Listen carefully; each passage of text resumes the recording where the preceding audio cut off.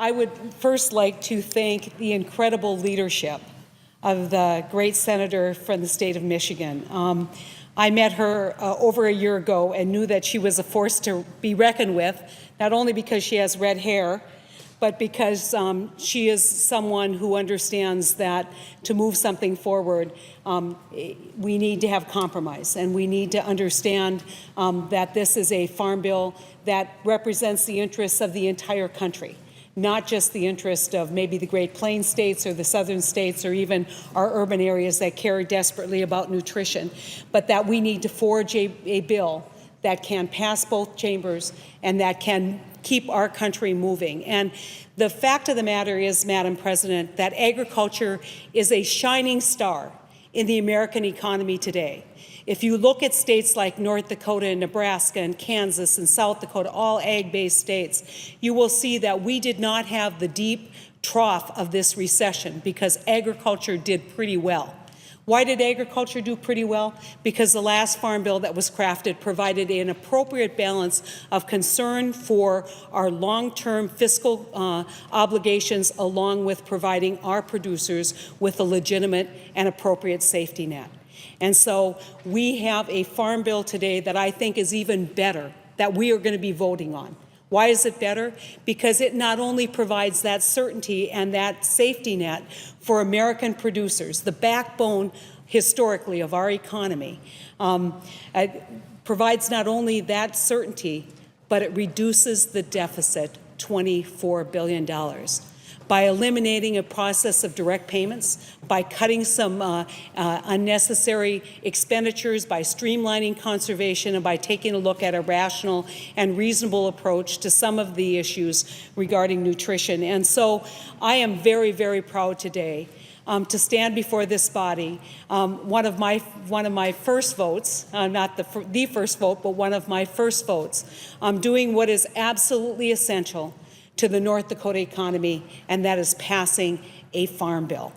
And so just to give you an idea of North Dakota, because we like to brag, because people forget about North Dakota as an agricultural state, because so much attention has been focused in recent months and recent years on our dramatic energy development that we have. But I want to just give you a rundown on what we do in North Dakota when you look at our production. We're #1 in barley. We're #1 in beans, dried and edible. We're #1 in navies. We're #1 in pinto beans. We're #1 in canola. We're #1 in flaxseed and honey. We're #1 in lentils and dry edible peas. We're #1 in all forms of sunflowers. And we're #1 in durum wheat and spring wheat. And we're #2 in sugar beets, and we're #2 in all wheat. And so 90% of North Dakota's 90% of North Dakota's land base is engaged in agriculture. It's the backbone of what we do. And as we talk about the importance of public policy, not only to protect our producers and give them opportunities for certainty, I want to talk about two unique things that I'm exceptionally proud of. And the first is that this crop insurance program will provide the safety net that so many of our young farmers in our states need to get engaged in the business of farming. Why is that important? 10 years ago, when I was still in elected office, I would go to farm meetings and I would look around the table and everybody was in their 50s and 60s, and a 50-year-old farmer would be a young farmer. And now we go to those same meetings, and sitting around that table are 20 and 30 and 40-year-old farm families saying we want to engage in the business of agriculture, and that's good for the world, because we not only need to produce our products for America, we need to produce our products for the entire world. And so this is a farm bill that I think strikes the right balance. It is a farm bill that addresses the priorities not only of my state, but hopefully the priorities of this country. 16 million jobs, 16 million American jobs depend on this bill. The second point I want to make about this bill that I think people remind me occasionally that it is a year late because we've already gone to one extension.